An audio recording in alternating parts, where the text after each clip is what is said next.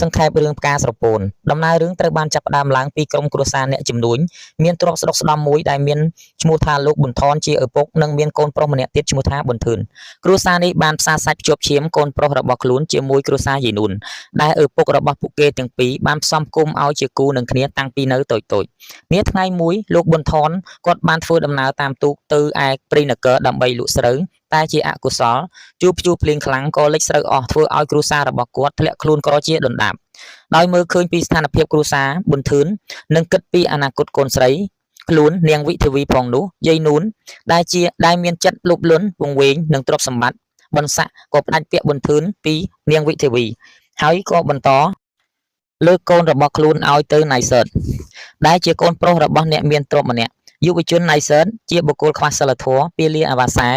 ដែលលេងស៊ីចាយអាងទឹកប្រាក់ឪពុករបស់ខ្លួនក្រោយពីម្ដាយរបស់ខ្លួនលើកទៅឲ្យណៃសឺតនាងវិធាវីចាប់ផ្ដើមធ្លាក់ខ្លួនឈឺព្រោះនាងគិតច្រើនសញ្ជឹងចិត្តស្រពប់ស្រពោននឹកគិតដល់នាយប៊ុនធឿនដែលធ្លាប់ជាគូដណ្ដឹងរបស់ខ្លួនក៏ប៉ុន្តែនាងមិនហ៊ាននឹងប្រឆាំងជាមួយបំណងរបស់ម្ដាយនោះទេ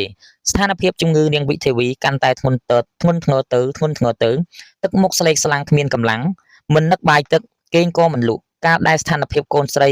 តែមួយកាន់តែបែបនេះយាយនួនជាម្ដាយបាននាំកូនស្រីទៅសៀមរាបទស្សនាប្រាង្គប្រាសាទឲ្យនាងបានធូរស្បើយក្នុងចិត្តតែសុខភាពកាន់តែធ្ងន់ធ្ងរទៅ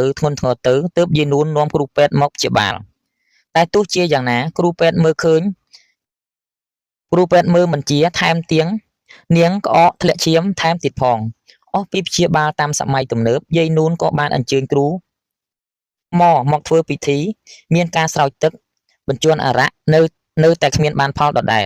រីឯពេលវេលារៀបការក៏កាន់តែខិតជិតមកដល់ចំណែកនាងវិធាវីកាន់តែឈឺធ្ងន់ហើយជាអកុសលនាងក៏បានបាត់បង់ជីវិតទៅចោលម្ដាយនិងប៊ុនធឿនកំសត់ដោយបន្សល់ទុកនៅបណ្ដាំមួយច្បាប់ក្រោយពីតួអង្គប៊ុនធឿនទទួលបានដំណឹងថានាងវិធាវីបានស្លាប់បាត់បង់ជីវិតគេមានការសោកស្ដាយជាអនេកដោយបាននឹកដល់រោងបុណ្យហើយយាយនួនបានឲ្យបណ្ដាំដែលនាងវិធាវីរៀបរាប់យ៉ាងអាឡោះអាល័យជាទីបំផុត